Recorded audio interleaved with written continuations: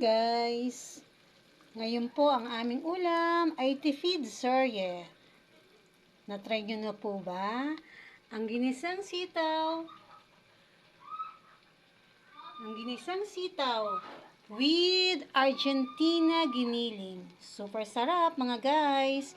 Nagisa lamang po ako ng bawang, sibuyas, at Argentina giniling. Lagi ko po itong ginagawa para sa aming tipid seryeng ulam. Pagka kasi ganito mga petsa, ay talaga pong tipid na kami dahil talaga pong aming binabudget ang aming pera. Kaya po, itry nyo na ang giniling Argentina. Napakasarap po guys, lalo sa mga ginisang gulay. Ayan, ang aming ulam. Tingnan nyo naman. Hindi po ako masyadong naglalagay ng kung ano-ano sa aking mga ginigisa dahil marami po akong bata ditong alaga.